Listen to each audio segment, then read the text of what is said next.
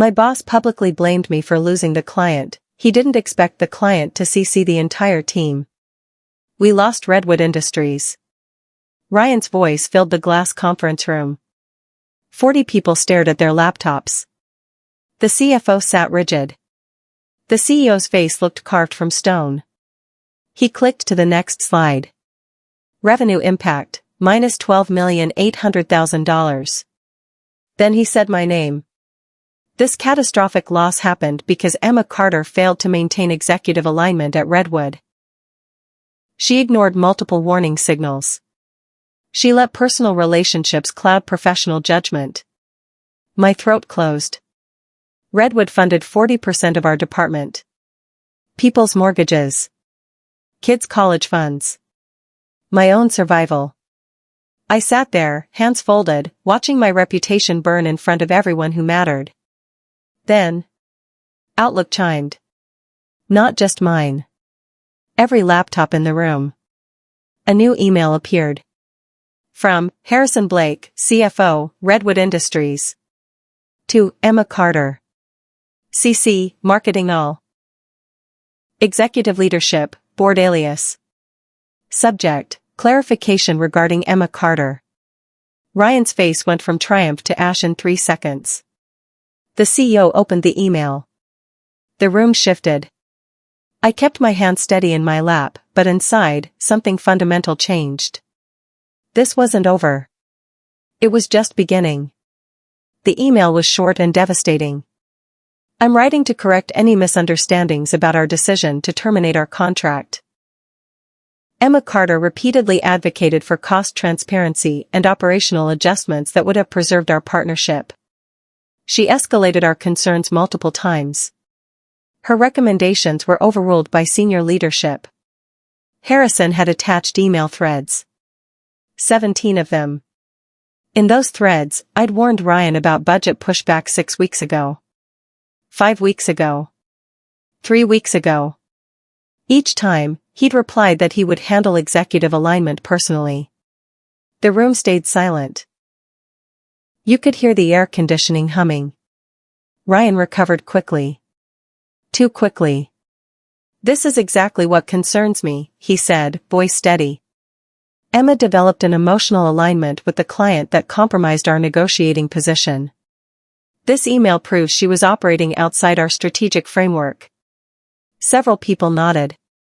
They wanted to believe him. Believing him meant their bonuses might survive. The CEO closed her laptop. We'll conduct an internal review. The meeting was adjourned. By 5 p.m., my calendar access was restricted. My forecasting software login was deactivated. The email that should have saved me had painted a target on my back. Monday morning arrived cold and quiet. My regular 9 a.m. strategy meeting? Cancelled. The 10:30 budget review? I wasn't invited. The quarterly planning session I'd run for 3 years? Reassigned to Marcus, who'd been here 6 months. People avoided me in the hallway. Conversations died when I entered the break room.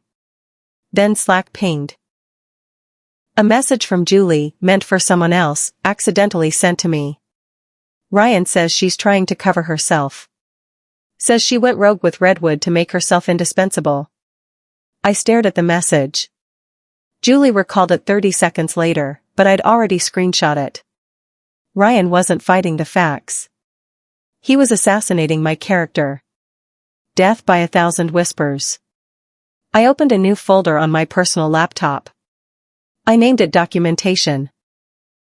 Started organizing every email, every Slack message, every meeting note from the past year. My mom always said the truth has a way of surfacing. But she never mentioned you might need to help it along. That afternoon, I overheard Ryan talking to the CFO. Emma's great at relationships, he said. But sometimes she confuses friendship with business. I typed notes on my phone. Date. Time. Witness present. Quote. Documentation was my only weapon now. Tuesday brought the first crack in Ryan's story. Angela from accounting forwarded me an email, subject line, heads up. Ryan had told the leadership team I'd been communicating with Redwood without approval, implying I'd gone behind his back. But Angela remembered something different. Didn't he specifically tell you to handle all Redwood communications when he was at the Vegas conference? She was right. I pulled the email from 3 months ago. From Ryan Morrison. To Emma Carter. Subject, Redwood coverage. Emma, I'll be unreachable at the leadership summit. You have full authority to manage Redwood communications. Keep them happy. I added it to my documentation folder. Then I pulled the timestamps from my Redwood emails. Every unauthorized communication happened during periods when Ryan was unresponsive. 6 unanswered budget warnings over 3 weeks. 12-hour gaps in critical negotiations. I didn't send these to anyone. Not yet. But patterns were emerging. This wasn't negligence. Ryan had deliberately stayed silent during crucial moments, then claimed I'd overstepped. My phone buzzed. Unknown number, Seattle area code. Emma? This is Harrison Blake from Redwood. Can we talk? My hand started shaking. Of course. We need to have a conversation about team harmony. Wednesday morning. HR conference room. Ryan sat beside Carol from HR, looking concerned and professional. This isn't punitive, Carol said. We just want to ensure everyone's aligned moving forward. They suggested a temporary adjusted role. Less client contact. More internal focus. A lateral move that was really a demotion. I understand you're recommending this based on the Redwood situation, I said carefully. Will there be a formal review of the pricing decisions that led to their departure? Silence stretched like a rubber band. Ryan shifted. The pricing strategy was approved at the executive level. By whom specifically? I asked. I have emails suggesting I recommended a different approach. Carol's pen stopped moving. We're not here to relitigate the past, Emma. We're focused on moving forward. Of course, I said. I just want to ensure the review is comprehensive. Ryan's jaw tightened. He knew I was building something. After the meeting, I sat in my car for 20 minutes. They were managing me out. The demotion was step 1. Step 2 would be a performance improvement plan. Step 3 would be termination. Unless I found something bigger than emails. Thursday delivered exactly what I needed. While organizing old project files, I found invoices that didn't make sense. A consulting firm called Apex Strategic. 3 invoices over 6 months. Total, $420,000. The deliverables were vague. Market analysis. Strategic framework development. Executive alignment consulting. But there were no actual reports. No frameworks in our shared drives. No evidence they'd delivered anything. The company signature on the invoices, Bradley Chen, principal consultant. That name felt familiar. I opened LinkedIn. Bradley Chen. UCLA graduate, 2009. Ryan Morrison. UCLA graduate, 2009. They weren't just classmates. They were fraternity brothers. Photos from alumni events. Shared connections. Comments on each other's posts. $420,000 to Ryan's college friend. No competitive bidding. No procurement review. This wasn't just favoritism. This was potential fraud. I took photos of everything. Uploaded them to a secure cloud account. Then I kept digging. Apex Strategic's website was generic. Stock photos. No client testimonials. No case studies. The address was a virtual office. Ryan had funneled nearly $500,000 to what looked like a shell company owned by his friend. And that money came from somewhere. I pulled our Q3 budget reports. There it was. A mysterious 18% increase in Redwood's retainer fees. Friday morning, my personal phone rang. Emma, it's Vanessa Park. Redwood's VP of Operations. I'm calling from my cell. This isn't a formal conversation. My pulse jumped. I understand. Harrison's email only told part of the story, she said. We need you to know what really happened. She explained everything. 4 months ago, Ryan had increased Redwood's retainer by 18% without consultation. He'd told them it was a strategic realignment that I'd personally recommended. I'd never seen the revised contract. When Redwood pushed back, Ryan assured them the increase funded enhanced services that I was developing. I wasn't developing anything. That money was going to Apex Strategic. We terminated because Ryan refused to provide cost breakdowns, Vanessa continued. When we insisted on transparency, he said you'd handle it. Then he went dark for 2 weeks. He was at the leadership summit, I said quietly. Emma, he wasn't just absent. He actively avoided our CFO's calls. We have voicemails. My mouth went dry. Do you still have those voicemails? Everything's been preserved for potential legal review. Legal review. The words hung between us. Vanessa, was the 18% increase material to your decision? A pause. It was fraud adjacent, Emma. And he used your name to sell it. Monday brought consequences. Finance announced bonuses were frozen pending revenue stabilization. The Redwood loss meant potential layoffs. The entire marketing department, 40 people, might face cuts. Slack erupted. How do we lose a $12.8 million client with no warning? Someone should be held accountable. This affects everyone's families.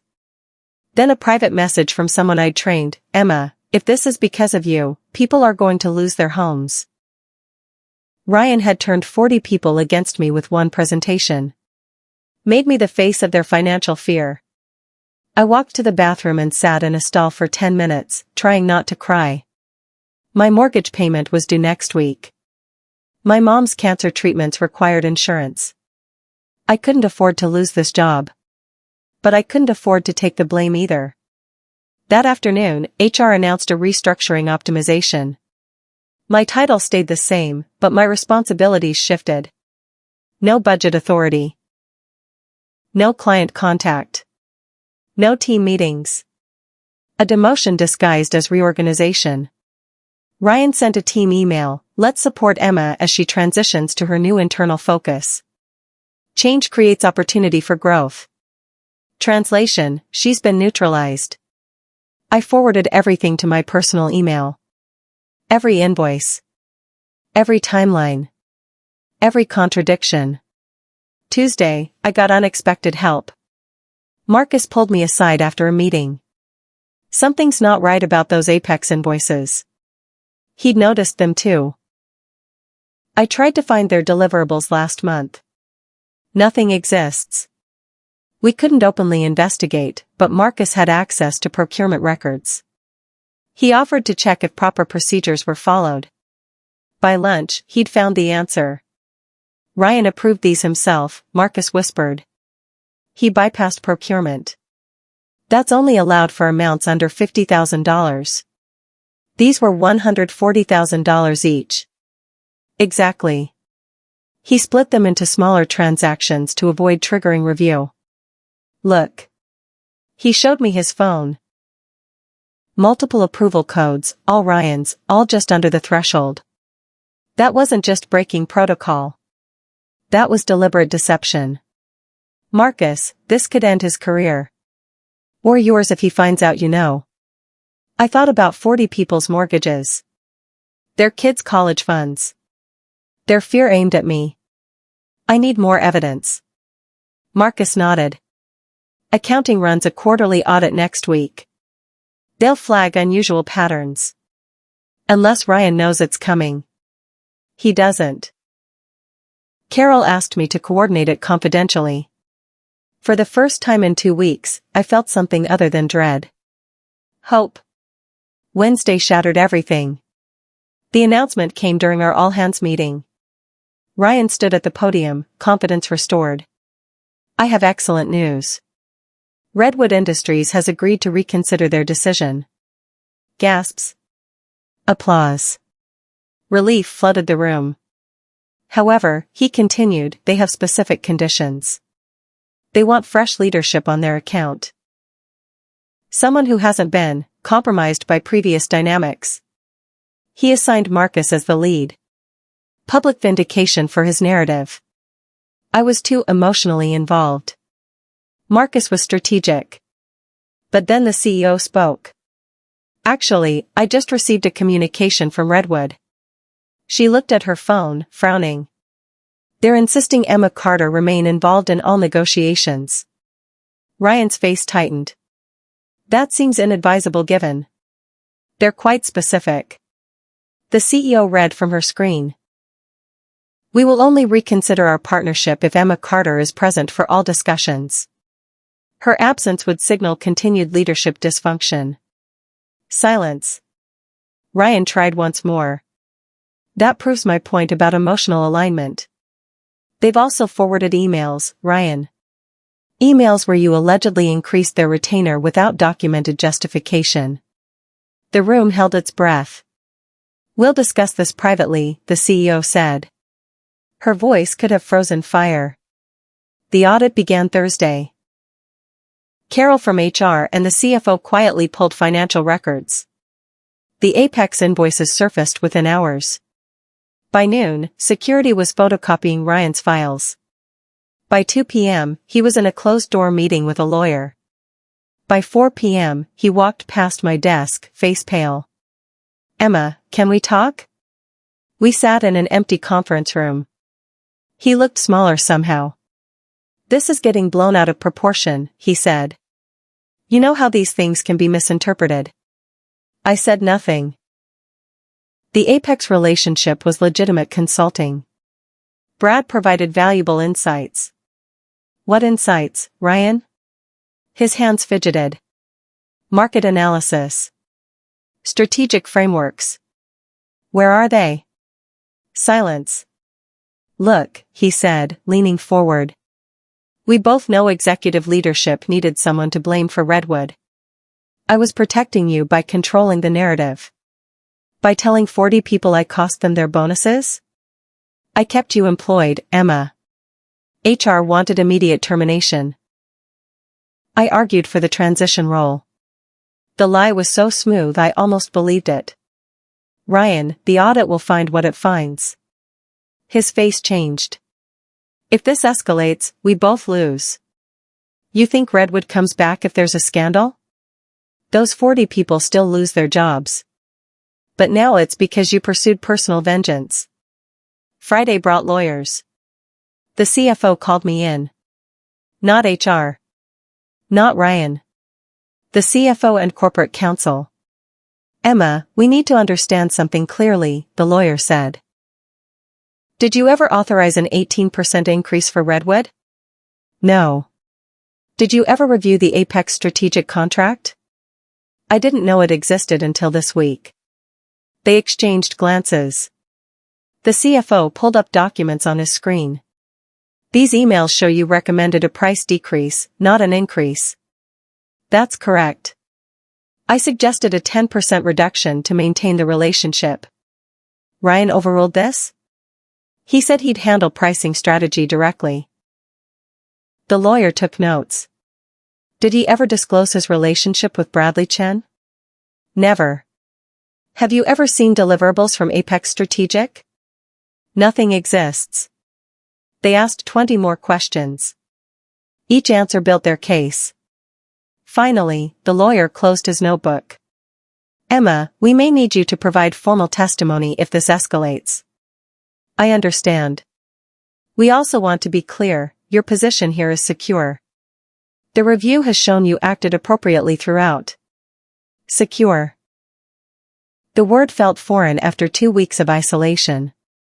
What about the team? Their bonuses? The CFO sighed. That depends on Redwood. Monday changed everything. Ryan didn't come to work. His office stayed dark. His assistant seemed nervous. At 10 a.m., an email from HR. Ryan Morrison is taking a temporary leave of absence to focus on strategic initiatives. Corporate speak for suspension. Within minutes, Slack exploded with speculation. But I stayed quiet, head down, doing my reduced scope work. Then Harrison Blake from Redwood called. Emma, we've been monitoring the situation. We appreciate your company taking this seriously. Harrison, I had no idea about the pricing increase. We know. Your emails to Ryan proved that. We're willing to return, but we have conditions. My heart was hammered. What conditions? You lead our account. Full authority. No interference. Harrison, I'm currently in a reduced role. Not if we sign. We're making you a condition of our contract. 40 jobs. 12.8 million annually. All balanced on my shoulders. I need to discuss this with leadership. Emma, Harrison's voice softened, we're also considering other firms. Firms that are approaching us specifically because they know about your situation. Other firms. Recruiting me. We'd prefer to stay, but only with proper leadership. You have 48 hours. The call ended. I sat at my desk, staring at nothing. Ryan had tried to bury me. Instead, he'd made me indispensable. Tuesday, I met with the CEO. She looked tired. Emma, Redwood's terms are unusual but clear. They want you reinstated with full authority. I understand this puts you in a difficult position. She studied me. Does it? You maintained integrity despite being publicly blamed. You have evidence of malfeasance.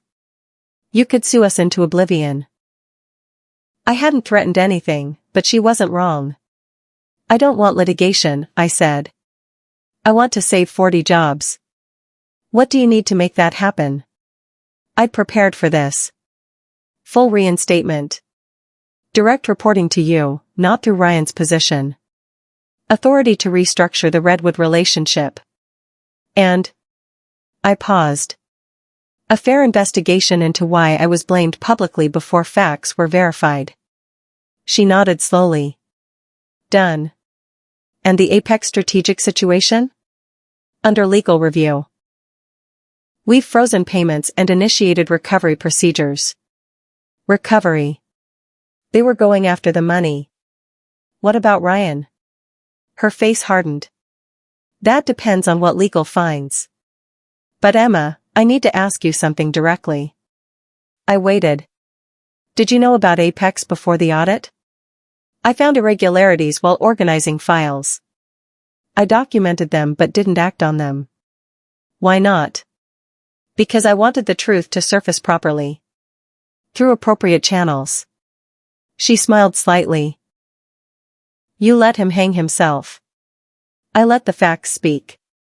Wednesday, Ryan returned. Temporarily. To collect his things.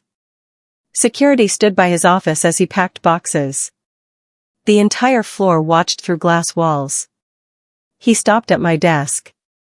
Can we talk? Privately? Security nodded permission. We walked to an empty room. This didn't have to happen, he said quietly. You're right. You could have been honest about the pricing increase. His face flushed. I was trying to improve margins. The board demanded growth. So you committed fraud? It wasn't a fraud. Brad provided services. What services, Ryan? Name one deliverable. Silence.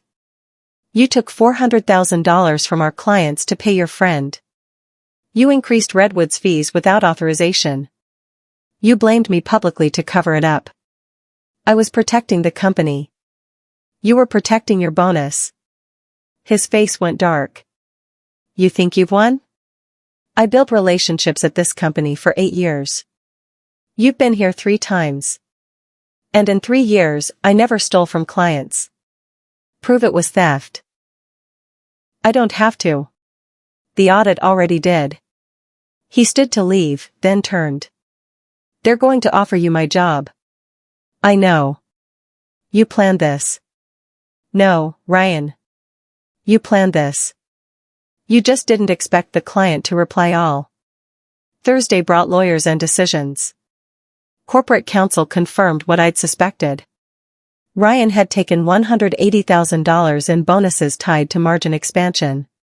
Margins built on fraudulent increases and kickback consulting fees. The board wanted criminal prosecution. Ryan wanted a quiet exit. They offered me a choice: Director of Strategic Accounts, reporting directly to the CEO. 30% salary increase. Full restoration of reputation. Or I could leave with a substantial settlement and no non-compete clause. I need the weekend to consider. That evening, 3 companies called. Word had spread about my situation. Each offered significant roles. One offered equity. Harrison Blake texted, "Whatever you decide, Redwood follows you." 40 jobs at my current company. But also my reputation, my integrity, my mom's medical needs. I called my mom. Told her everything. "Baby," she said, "sometimes the best revenge is walking away with your head high. But 40 people need their jobs. And you need your peace." That night, I couldn't sleep. I kept thinking about Ryan's face when he blamed me. The room full of people believing in him. The weight of 40 mortgages. But also the possibility of starting fresh somewhere that valued truth from the beginning. Friday delivered irony. An email from legal: Ryan had been terminated with cause. No severance. No reference. Potential criminal charges pending. Bradley Chen's Apex Strategic was under investigation for tax evasion. The board approved full bonus restoration for the marketing team. But the real irony came at noon. Ryan's wife called me. "Emma, I'm sorry to bother you. I know what happened." I stayed silent. He's desperate. No one will hire him with this on his record. I'm not sure what you want me to say. Could you tell people it was a misunderstanding? For our kids? His kids. I thought about 40 families who'd almost lost everything. I won't lie for him. I'm not asking you to lie. Just, don't pursue it further? I never pursued anything. I just documented facts. She started crying. He said you set him up. He set himself up. I just refused to be his scapegoat. The call ended badly. But I felt no satisfaction. Just exhaustion. That afternoon, I accepted the director position. Not for revenge. Not for vindication. For 40 families who deserved stable leadership. And for myself, because I'd earned it. Monday marked new beginnings. I stood in the conference room where Ryan had blamed me. Same 40 people. Different energy. Redwood has officially been renewed, I announced. Full contract. No reduction. Applause erupted. Real relief on faces that had avoided me 2 weeks ago. Your bonuses are restored. No layoffs. We're actually hiring. More applause. Julie, who'd gossiped about me, had tears in her eyes. I want to address something directly, I continued. 2 weeks ago, you were told I cost us Redwood. That was false. But I don't blame anyone for believing it. We all trusted the information presented. Silence now. Uncomfortable shifting. Moving forward, my door is open. Questions, concerns, ideas, bring them directly. We succeed through transparency. Marcus raised his hand. Emma, we owe you an apology. Others nodded. Murmured agreement. No apologies needed. We move forward. After the meeting, Harrison Blake called. Strong leadership, Emma. We made the right choice. Thank you for that email, Harrison. It changed everything. The truth changed everything. I just hit reply all. That afternoon, I moved into my new office. Not Ryan's. I didn't want his space. A different one, with windows facing the water. On my desk, 40 thank you notes from my team. Tuesday tested boundaries. A headhunter called. Emma, your story's gotten around. My client wants to offer you the chief revenue officer. Double your current salary. I just accepted a position. They'll buy out any contracts. I declined. For now. But I kept the number. At lunch, the CEO joined me in the cafeteria. Public support. Emma, the board wanted me to thank you. For what? For handling this with grace. You could have gone nuclear. Posted on LinkedIn. Called reporters. That would have hurt 40 families. Most people wouldn't have cared. I'm not most people. She smiled. No, you're not. Which is why I have another conversation to share. The board wants to create a new position. VP of Client Relations. Significant equity included. VP. At 31. After 3 years with the company. When? 6 months. Prove yourself as a director first. What happened to Ryan's equity? Forfeited under the termination clause. It reverts to the employee pool. Justice had financial benefits. That evening, my mom called. I saw your LinkedIn update. Director. It's been a journey. Baby, I'm proud of you. For the promotion? For keeping your dignity. That's harder than any job. Wednesday brought unexpected closure. Bradley Chin called. Ryan's fraternity brother. The Apex strategic owner. Emma, I want to apologize. For what, specifically? I didn't know Ryan was defrauding clients to pay me. I thought it was a legitimate contract. You provided no deliverables. A pause. He said you were developing them internally. That my invoices were placeholders. Bradley, you're under investigation. I know. I'm cooperating fully. I'm returning the money. Why call me? Because Ryan's telling people you orchestrated everything. That you knew about our arrangement and used it to take his job. People can think what they want. Don't you want to defend yourself? The truth defends itself. He sighed.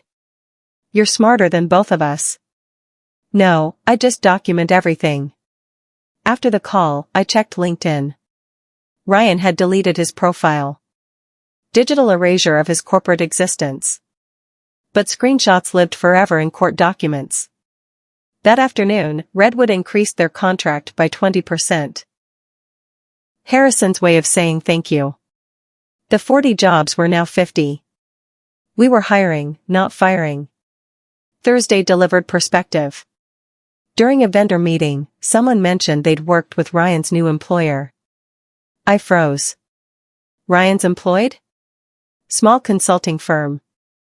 Based in Portland. He'd landed somewhere. Barely. A firm with 12 employees versus our 800.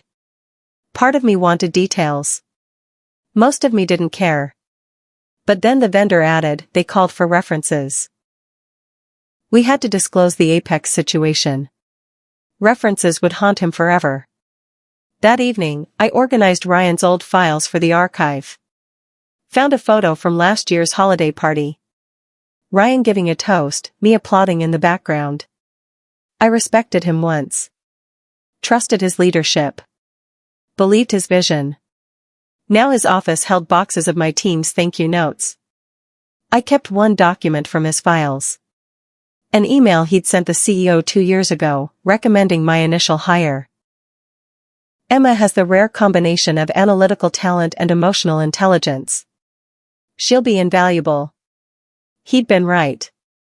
Just not in the way he'd imagined. I framed it. Not from spite. As a reminder that people can champion you one day and blame you the next. Trust, but document. Friday brought the final twist. Legal finished their investigation. Ryan owed the company $670,000. The fraudulent fees plus his unearned bonuses. They offered him a settlement. Repay $400,000, and they wouldn't pursue criminal charges. He had 72 hours to decide. The CEO told me privately, we'll likely recover 60%. What if he can't pay? Then prosecutors get involved. That afternoon, Vanessa from Redwood visited. She brought champagne. To survive corporate bullshit, she toasted. We drank in my new office, looking at the water view. Emma, can I share something? Always. We knew Ryan was the problem from day one. But we needed documentation to act. You knew? His 18% increase came with a PowerPoint claiming you'd developed premium service packages. We asked to see them. He stalled for months. So you didn't really leave because of pricing? We left because of lies. The pricing was evidence. She smiled. Your integrity made our decision easy. When he blamed you publicly, we knew it was time to provide our evidence. That reply all email saved my career. No, Emma. Your documentation saved your career. Our email just accelerated justice. Monday marked 1 month since the blame. I implemented new policies. All client communications required dual documentation. All pricing changes needed 3 signatures. All consulting contracts required procurement review. Ryan proofing our systems. At our Monday meeting, someone asked, what if Ryan had admitted fault? Then 40 people might have kept their bonuses while looking for new jobs. You think he would have cut us anyway? People who lie about money don't stop at one lie. That afternoon, news broke. Ryan had agreed to the settlement. $400,000 over 5 years. No criminal charges, but a civil judgment that would appear on every background check forever. Marcus knocked on my door. The team wants to take you to dinner. A thank you celebration. It's unnecessary. It's overdue. That evening, 40 people raised glasses as second chances. Julie apologized personally. Others shared their fears during those 2 weeks. I thought I'd lose my house, one said. My kids' tuition was at risk, said another. Their gratitude was uncomfortable. I hadn't saved them to be a hero. I'd saved them because it was right. And because Ryan thought I wouldn't fight back. Tuesday brought reflection. The headhunter called again. The CRO position was still open. They'd increased the offer. I declined again but asked, why are they so persistent? Your stories become legendary. The woman who documented her way to justice. Companies want that integrity. Legend felt excessive. I'd simply refused to be a victim. That afternoon, I got coffee with Angela from accounting. She'd been my quiet ally. Emma, can I ask you something? Did you know the audit would find those invoices? I suspected something was wrong. But you didn't report it? Would anyone have believed me while I was being blamed? She nodded slowly. You waited for the right moment. I waited for the truth to matter. Same thing. That evening, I updated my LinkedIn. Added my director title. Wrote a post about leadership through crisis. I didn't mention Ryan. Didn't mention fraud. Didn't mention blame. But people who knew read between the lines. The post went viral. 15,000 views in 3 hours. Comments poured in from people with similar stories. Blamed for things they didn't do. Scapegoated by leadership. Fighting back with facts. I'd become accidentally inspirational. 6 months later. I stood in the boardroom, presenting Redwood's expanded contract. $16 million annually. 52 jobs were secured. The CEO announced my promotion to VP of Client Relations. Equity included. At 31, I was the youngest VP in company history. Ryan's name never came up anymore. His office had been converted to a wellness room. But his legacy remained in our new policies, our documentation requirements, our financial controls. He'd made us better by showing us how broken we were. After the meeting, Harrison Blake pulled me aside. "Emma, we're acquiring a smaller firm. We'd like you to consult on the integration." "I'm flattered, but that might be a conflict. We'll pay your company directly. But we want you personally involved." "Why?" "Because you understand that business is built on trust, not tricks." That evening, I cleaned out my old desk. Found the screenshot of Julie's gossipy Slack message. The one that started my documentation folder. I deleted it. Forgiveness felt better than evidence. My phone buzzed. Unknown number, Oregon area code. A text, "Congratulations on VP. You earned it. R. Ryan." From his Portland exile. I didn't respond. There was nothing to say. He'd blamed me in front of 40 people. I'd survive with documentation and dignity. The client had hit reply all. The truth had won. And somewhere in Portland, a man who'd had everything was starting over at a 12-person firm, paying back $400,000 he'd stolen while trying to frame me. I turned off my phone and looked out at the water.